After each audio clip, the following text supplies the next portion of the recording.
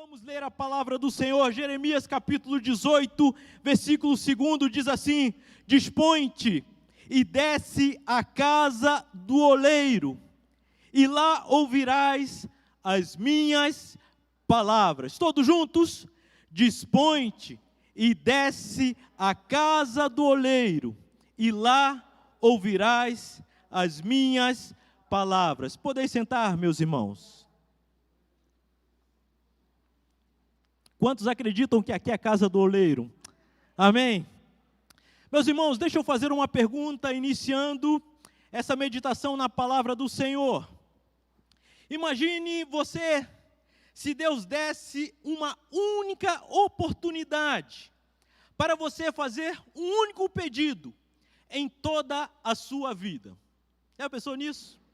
Deus chegasse para você e disse assim: olha, eu quero e vou dar a oportunidade para você fazer um único pedido, somente esse.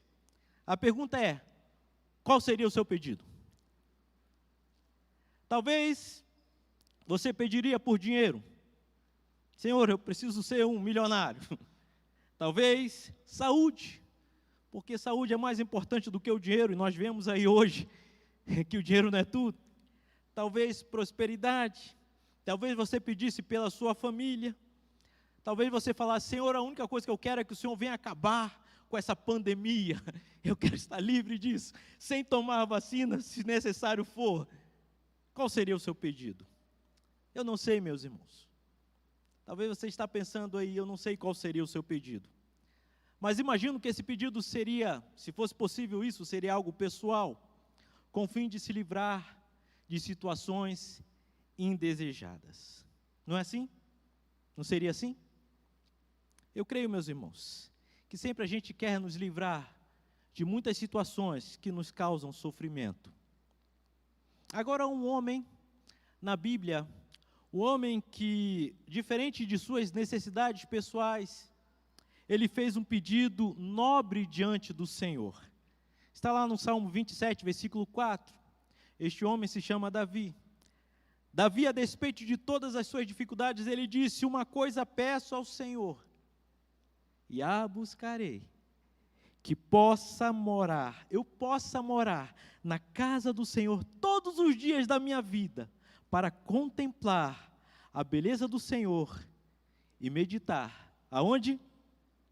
No seu templo. Amém? Aqui vemos, meus irmãos, Davi, diante de todas as suas necessidades, lutas e desafios. Ele percebeu que o que mais ele precisava é estar na casa do Senhor, seu Deus, pois ali ele verdadeiramente se sentia seguro. Amém? Quantos se sentem amados e seguros na casa do Senhor? Amém? Você se sente assim? Na passagem que lemos, meus irmãos, hoje vemos um profeta de Deus, mas um profeta que estava inseguro. Ele estava inseguro porque ele não sabia o que aconteceria com ele e nem mesmo com o povo de Deus. Este profeta, chamado Jeremias, ele exerceu o seu ministério durante 41 anos, diz a história, 627 a 586 a.C. Mas durante todo esse tempo, olha, veja bem que 41 anos, ele foi mal compreendido pelas autoridades, ele foi mal compreendido pelo seu povo, além de ser perseguido, preso e maltratado. Ele reclamava a Deus. Jeremias, inclusive, é conhecido como o profeta chorão. Inclusive, ele escreveu até mesmo um livro chamado Lamentações de Jeremias, porque realmente ele sofreu, e ele clamava a Deus: Deus, por que razão os maus são tão prósperos? Deus, por que é que os malvados são tão felizes? Jeremias capítulo 12 fala sobre isso. No capítulo 15 ele fala assim: ai de mim, todos me amaldiçoam. Jeremias estava em crise diante de si, porque muitas pessoas estavam prosperando e ele estava sofrendo. Talvez, meus irmãos, esses questionamentos de Jeremias talvez pudessem ser os nossos hoje. Por exemplo, uma pesquisa no Jornal do Estado de São Paulo, no dia 9 de outubro de 2020, olha só, relata um estudo que, abre aspas, durante a pandemia, fortuna dos bilionários cresceu 25% e ultrapassa a 10 trilhões de dólares. Fecha aspas. Talvez, meus irmãos, eu não quero dizer aqui que o fato de uma pessoa ser bilionária é uma pessoa má, não estou dizendo isso, mas a questão é que, de repente, quando olhamos, nós vemos tantas pessoas passando necessidades, enquanto outros estão lucrando. Quanta dificuldade, quantos momentos difíceis. E é por isso, meus irmãos, que vemos Jeremias clamando: Senhor, responde-me, Senhor. E aí, meus irmãos, nós entramos no capítulo 18 do livro de Jeremias. No capítulo 18 desse livro é como se Deus dissesse a Jeremias da seguinte forma: tá bom, Jeremias? Tá bom, eu vou falar com você, mas não da forma que você deseja. Como assim, Senhor? Como que tu vais falar comigo? Eu quero te falar, mas não como tu pensas. Mas o que o Senhor quer que eu faça? Jeremias capítulo 18, verso 2 diz assim, Deus dá uma ordem: desce à casa do oleiro. O título da mensagem desta noite é: desce à casa do oleiro. Amém? Meus irmãos, aqui vemos no contexto dessa passagem que não é um pedido da parte de Deus, mas é uma ordem. Aqui há um verbo, e este verbo é um verbo imperativo. Ele está dizendo assim, ó, dispõe-te, desce à casa do oleiro. Em outras palavras, Deus estava dizendo para Jeremias: Jeremias, chega de mimimi. Jeremias, chega de reclamar, faça o que eu te digo. Desce à casa do oleiro, porque quando você chegar lá, eu vou falar com você. Amém? Ele então obedece.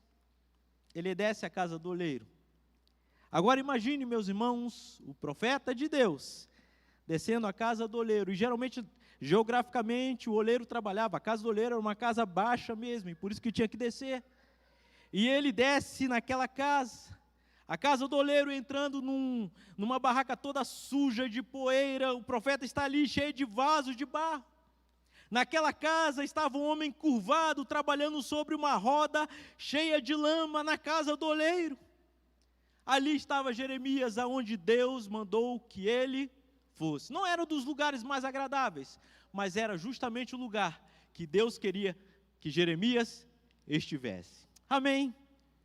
Eu queria perguntar, meus irmãos, para o texto bíblico e aprender junto com os irmãos, qual a revelação que Deus queria dar a Jeremias? O que Jeremias deveria aprender para não ficar pensando que Deus o havia abandonado? Quais verdades aprendemos na casa do oleiro? O que podemos aprender, meus irmãos, para a nossa vida hoje em que vivemos? Em primeiro lugar, meus irmãos, primeira verdade que nós encontramos e que Deus queria revelar a Jeremias é que na casa do oleiro há trabalho. Amém? Na casa do oleiro há trabalho. Quando o profeta chegou na casa do oleiro, olha comigo, não havia conversa fiada. Na casa do oleiro não havia reclamação. Na casa do oleiro não havia protestos. Mas na casa do oleiro havia só silêncio e trabalho. Silêncio e trabalho. O profeta de Deus chegou ali não para profetizar. Senhor, tu queres que eu vá à casa do oleiro para profetizar? Afinal de contas, eu sou o profeta de Deus. Não, quero que você vá ficar em silêncio na casa do oleiro. Porque na casa do oleiro, meus irmãos, não é lugar de ficar profetizando. É de ficar, em silêncio. Amém? Ele chegou lá, meus irmãos, e naquele lugar ele precisou se calar, fechar a boca e apenas observar o oleiro trabalhando, porque o oleiro estava trabalhando. E aqui diz o texto que ele trabalhava das rodas. Para que a gente venha entender, meus irmãos, as rodas eram um instrumento feito de madeira ou de pedra que consistia de 2 discos. E esses estavam ligados por um eixo, e quando os pés movimentavam um deles, o outro se movia também, era assim que funcionava. Então veja bem, tinha os pés do oleiro que mexia, e aqui tinha um disco que rodava, e aqui estava a massa. Era assim que funcionava, por isso que fala sobre rodas na casa do oleiro. Ali, meus irmãos, estava ele trabalhando. Seus pés faziam girar a roda onde estava o barro, e suas mãos, as mãos do oleiro, davam forma àquele barro. transformando aquele barro num vaso. É interessante que Jeremias também, eu imagino ele observando os olhos do oleiro que ficavam atentamente fixos no objeto em que estava trabalhando e nada escapava da sua visão, do seu projeto soberano. Era assim que ele fazia. Aonde? Na casa do oleiro. Sem pausa e sem pressa. Amém? Sem pausa e sem pressa ele trabalhava sobre o barro. Cada porção de cada vez. Ele não fazia no coletivo, mas ele pegava um e começava a trabalhar. Havia uma massa de argila sem valor algum na frente do oleiro, mas com os dedos habilidosos dava forma, transformando aquilo em algo de valor. É interessante que a matéria bruta era moldada com diligência e esmero pelas mãos do oleiro. Assim que acontecia. Esta era uma ilustração vívida, meus irmãos, do próprio Deus trabalhando na vida de Jeremias e do povo de Israel, um trabalho que ainda não havia terminado. Então Jeremias vai à casa do oleiro. Quando o barro era colocado em cima daquela roda, meus irmãos, cada volta que dava, o barro era moldado e sendo transformado na mão do oleiro. Esta roda, meus irmãos, é como o tempo, na qual Deus vai moldando os seus até cumprir o que na palavra de Deus está escrito em Efésios capítulo 4, versículo 13, até que todos alcancemos a unidade da fé e do pleno conhecimento do Filho de Deus e cheguemos à maturidade, à medida da estatura da plenitude de Cristo. Veja bem, Ele moldando, e cada roda, meus irmãos, que dava cada volta, era Deus trabalhando com o tempo. Na casa do oleiro aprendemos a maturidade de servir mais e reclamar menos. Era disso que o profeta de Deus precisava, e por isso precisava de tempo. Cada volta que dava era Deus moldando, meus irmãos. Na casa do oleiro aprendemos o que é negar a si mesmo, tomar a sua cruz e seguir a Jesus. Lucas capítulo 2, versículo 23. Na casa do oleiro aprendemos a desenvolvermos não uma religiosidade, mas uma fé verdadeira que reconhece a mão de Deus trabalhando na história do seu povo. Você consegue ver isso? É Deus fazendo, meus irmãos. Deus não está com seus braços cruzados vendo tudo o que está acontecendo hoje no mundo, mas Deus está trabalhando. Deus está trabalhando. Algumas pessoas podem dizer como profeta: Deus, tu não estás vendo aí como é que está o mundo, tantas pessoas morrendo. Deus está trabalhando. Aprenda isso, Jeremias. Aprenda isso, igreja. Deus se envolve no trabalho do seu povo. Em João 5,17 diz assim: meu pai trabalha agora, até agora, e eu também estou trabalhando. Jesus mesmo disse isso. Nesse tempo, meus irmãos, eu creio que Deus está em ação moldando o seu povo, conforme Isaías 64, versículo 4, que diz: Deus trabalha para aquele que nele espera. Em outras palavras, fala assim: Deus trabalha naqueles que confiam nele.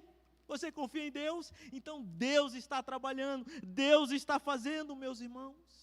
O verbo trabalhar nesse texto, no hebraico, é um verbo que está no imperfeito, que indica uma ação que já teve o início, mas ainda não foi concluída. Isso quer dizer que ele começou a boa obra, mas ainda não concluiu. E ele está concluindo, amém? Há trabalho na casa do oleiro. O trabalho é de quem? É dele. Deus não está parado, mas Ele está trabalhando. Jeremias precisava observar isso. Há trabalho, há silêncio e há trabalho. Amém. Segunda verdade que eu vejo nesse texto ainda, meus irmãos, que na casa do oleiro, Jeremias precisava aprender isso. Há um processo. Casa do oleiro, há processo, meus irmãos. Tem gente que não gosta de processo. Ele quer que as coisas sejam rápidas, mas não é assim. Há um processo de trabalho. Veja bem, o oleiro, com toda a sua habilidade, trabalhava com as suas mãos na massa. E no momento que ele estava ali trabalhando com esmero e dedicação, diz o texto, versículo 4, que algo dá errado e o vaso se lhe estragou na mão. É interessante ver isso. O verbo estragar aqui tem um sentido de estar corrompido, degenerado, arruinado. É uma coisa apodrecida, que não serve mais para nada. Essa é a declinação da palavra. Agora a pergunta que de repente nos vem à mente, talvez Jeremias fez: olha, como que isso aconteceu? Afinal de contas, o barro estava nas mãos do oleiro, do experiente criador, e como que ele perdeu o trabalho que estava na mão, alguém que sabia muito bem fazer um barro da forma que queria? Como que isso aconteceu? Eu creio, meus irmãos, que talvez uma pedrinha, um foco de areia, algo no barro resistiu à mão do oleiro, e por esta resistência se desmanchou. Note que o problema não estava nas mãos do oleiro, mas o problema estava na massa. A massa era ruim. A massa ainda não tinha passado pelo processo.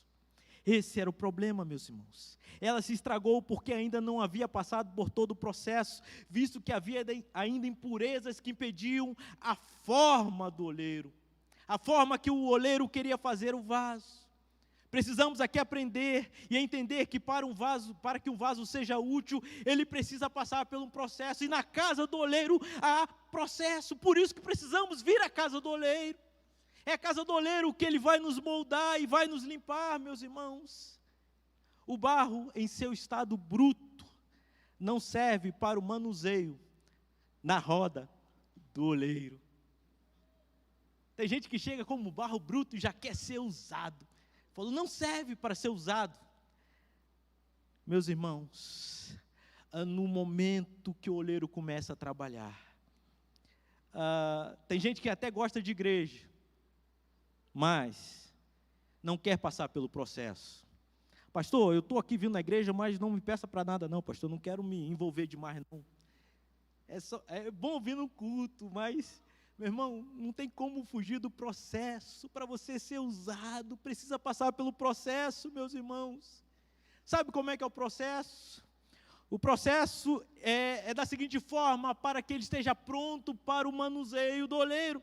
Colhe-se o barro em primeiro lugar, depois passa-se o barro pela peneira, depois mistura com água, depois deixa de molho para livrar das impurezas, logo depois o barro é pisado até pisado até sair todas as bolhas de ar, porque as bolhas, meus irmãos, enfraquecem o vaso na hora de passar pelo fogo, que é o estágio final. Então há todo um processo, e quem sabe o processo é duro mesmo. O processo não é difícil, mas só que é importante o processo para ser usado. Amém? O processo é importante, meus irmãos. Se o barro não passar por todo esse processo, não serve para ser usado. Por isso nós vemos muitos vasos instáveis, inseguros, vacilantes, sem firmeza na fé espiritual. Os irmãos estão entendendo? Por isso, meus irmãos, a importância do tempo. O tempo quer dizer a roda para o manuseio da massa, ou seja, precisa ser maduro na fé, precisa de segurança, meus irmãos. Precisa de tempo para ser usado por Deus. Talvez você diga assim, olha, eu não preciso disso. Então você está fora da Bíblia. Quantos homens na Bíblia passaram por esse processo para serem usados? Primeiro deles, eu queria somente citar alguns. José foi vendido como escravo com 17 anos. E ele foi governador do Egito com 30 anos, ou seja, 13 anos no processo. 13 anos, meus irmãos. Moisés, quantos anos passou no processo? 40 anos. Pastor, é difícil, hein? Passou e foi grandemente usado por Deus. Davi viveu 13 anos como fugitivo, caçado e perseguido pelo rei Saul, antes que ele fosse rei. No processo Deus estava trabalhando com Davi. O apóstolo Paulo passou 14 anos neste processo, antes de voltar a Jerusalém, para assim cumprir a ordem de Deus. Gálatas capítulo 2, versículo 1, processo de homens de Deus. Agora tem muita gente dizendo assim, olha, eu não preciso do processo. Como não? Há um processo na casa do oleiro, amém? Meu irmão, então fica firme aí, porque talvez você esteja nesse processo. Não desista, fortaleça a sua fé, meus irmãos. O tempo, a roda faz parte do processo de Deus. O que jamais devemos nos esquecer é que durante todo este tempo, durante todo esse processo, a massa sempre estava nas mãos do oleiro. Amém? Talvez você se sinta só, mas você está nas mãos do oleiro. Talvez você se sinta angustiado, mas é o processo nas mãos do oleiro, trabalhando com você com esmero e dedicação. Sinta o toque do oleiro, cuidando de você, trabalhando na sua estrutura, fazendo você ser mais valente e mais forte para suportar tantas coisas difíceis. Esse é o processo. E é interessante, meus irmãos, que quem tem pressa somos nós, não é isso? Ele não tem pressa, pois deseja que o vaso esteja perfeito para toda a boa obra. Amém. Ele quer ver a sua perfeição. Eu creio, meus irmãos, tenho convicção que muitos, hoje à noite, nesta igreja, estão neste processo, ou na roda do oleiro. Amém? Eu creio que você que está aí, talvez, participando desta transmissão, também esteja nesse processo. Eu creio, meus irmãos, que Deus tem um processo para que a gente venha a ser perfeito, perfeitamente habilitado para toda boa obra. Se este é o seu caso, não reclame, glorifique a Deus, pois Ele está te moldando para ser vaso útil. Amém, amém. Fique firme no Senhor.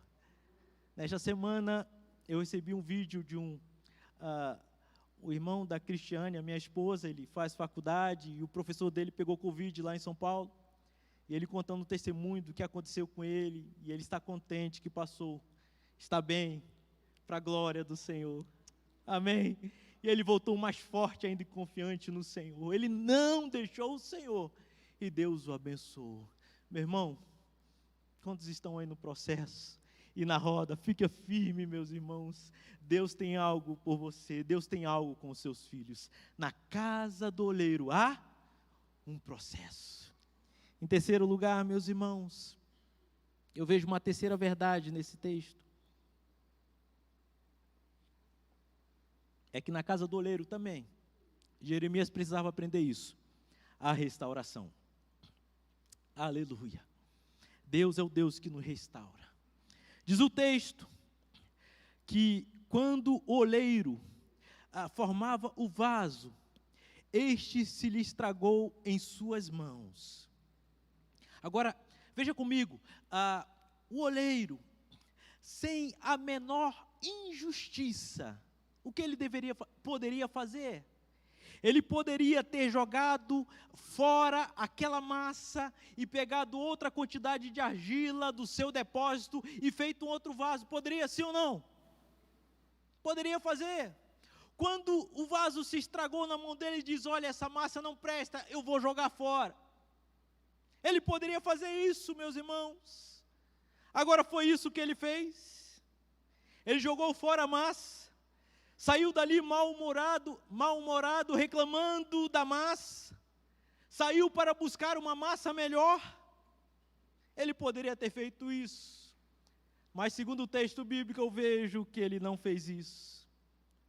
O texto bíblico diz que daquela mesma massa estragada, o texto diz aí, tornou a fazer dele outro vaso. Aleluia! Glória a Deus. E outra versão diz assim, na King James, diz assim, ele o refez, usando o mesmo barro. Numa outra versão, ele amassou novamente o barro. O sentido desse texto, meus irmãos, é que o oleiro não muda de massa. Nós mudamos de massa. Não é assim? Se alguém não serve, não presta no nosso entendimento, olha, isso aqui não serve para essa função não, e você tira e põe outro. Assim é no secular, né? Uma pessoa está trabalhando, não serve para trabalhar comigo, vai, tira, troca para o outro. Mas assim não é na casa do oleiro. Aleluia. Pode até te rejeitar, mas o Senhor não rejeita a sua igreja. Aleluia. Podem algumas pessoas olhar assim, e aquele dali já não serve mais para aquela atividade, não. Deus está trabalhando e Deus vai continuar trabalhando em você. Amém? Ele não desiste da mesma massa, meus irmãos, porque eu vejo aqui o oleiro com compaixão, reúne cada peça, cada uma delas e faz novamente uma bola de barro, e coloca novamente na roda, ele faz novamente tudo de novo. O oleiro continua na roda, limpando, amassando, pressionando, empurrando e puxando com a habilidade, paciência e esmero, porque ele diz assim: olha, eu vou investir nesta massa e eu não vou parar de investir. Amém? Você pode até cansar, meu irmão, e às vezes nós cansamos mesmo. A gente diz: olha, não adianta mais orar, não adianta mais investir, porque aquilo ali não tem jeito. Mas o oleiro não se cansa. Aleluia, ele não se cansa de mim, ele não se cansa de você, porque há restauração na casa do oleiro. Pode ser que o outro não esteja disposto a isso, mas o oleiro, ele está disposto a restaurar você. Aleluia, é o que nós vemos ali, meus irmãos. Por isso que nós podemos ver que o valor de um vaso não está em si mesmo, mas naquilo que o oleiro faz dele. Então por isso que um vaso não pode dizer assim: olha que vaso bonito eu sou. Não, porque rapaz, você não sabe o trabalho que deu para o oleiro ser o que você é. A glória dele, meu irmão, você só é melhorzinho porque ele permite. Você só pode ser usado por Senhor porque ele abre as portas. Você só pode pregar porque ele te dá capacidade para isso. Ninguém é nada na casa do oleiro, somente o oleiro merece toda a glória, toda a honra e todo louvor para todo sempre, porque ele é quem faz. Nesse sentido, meus irmãos, o que está dentro do vaso é muito mais importante do que o vaso. Amém? Porque o que ele quer fazer, meus irmãos, é para que ali dentro daquele vaso tenha preciosidade. É disso que o apóstolo Paulo fala, ensinando em 2 Coríntios capítulo 2, capítulo 4, versículo 7, que diz assim: temos este tesouro em vasos de barro. Para quê? Para que a excelência do poder seja de Deus e não de nós. É dele. Ninguém tem poder, ele tem o poder. Ninguém pode fazer nada, ele pode fazer tudo. Ele é o oleiro, meus irmãos, precisamos entender isso. O vaso de barro é apenas barro.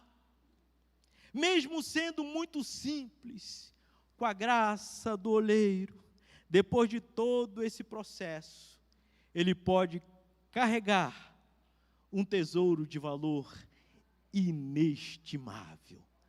Mas para carregar isso, meu irmão, precisa do processo. Precisa de passar pela roda. Quantos estão dispostos a passar pelo processo e pela roda? Aleluia. Eu sei que não é fácil, mas, meus irmãos, o que nos aguarda é tão precioso que vale a pena. Um dado histórico muito interessante: no ano de 1940, foram descobertos nas cavernas de Qumran. Caverna de Qumran é no deserto da Judéia. Centenas de manuscritos antigos. Desses manuscritos, meu irmão, eram mais ou menos 930 manuscritos, 210 era da Bíblia hebraica.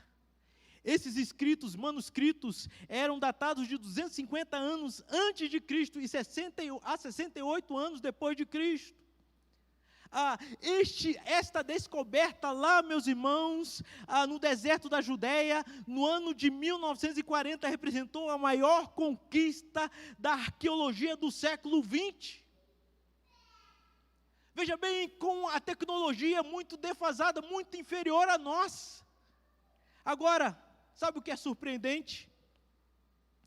É que esses manuscritos estavam guardados há mais de 2000 anos. Sabe aonde?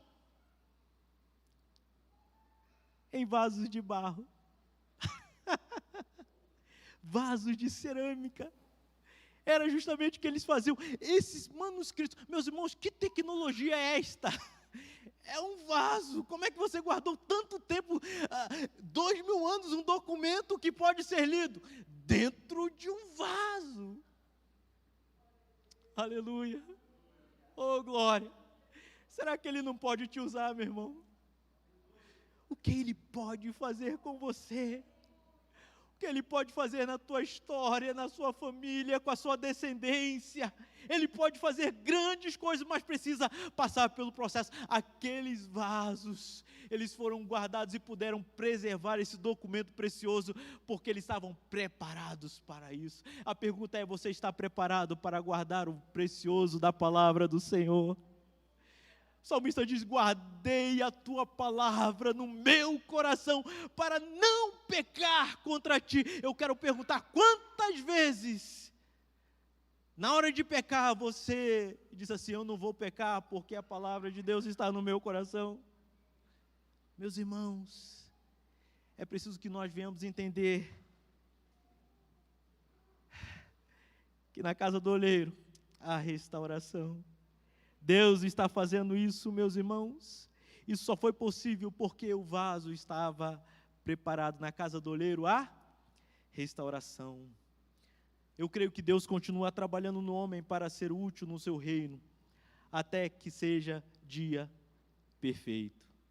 Por isso diz a Jeremias, versículo 6, não poderei eu fazer de vós como fez este oleiro, ó casa de Israel.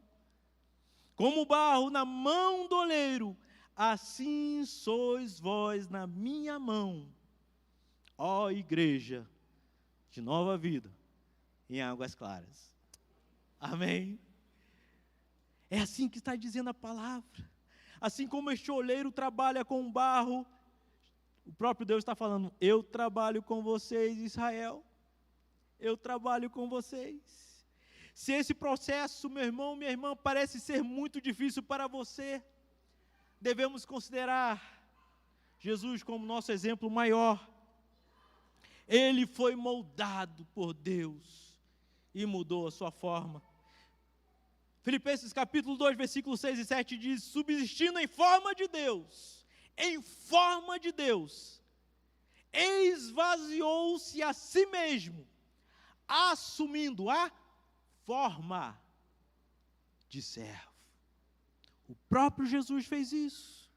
Hebreus capítulo 5, versículo 8 e 9 diz assim: mesmo sendo filho de Deus, aprendeu pela obediência, pelas coisas que sofreu, e tendo sido aperfeiçoado, veio ser o autor da salvação.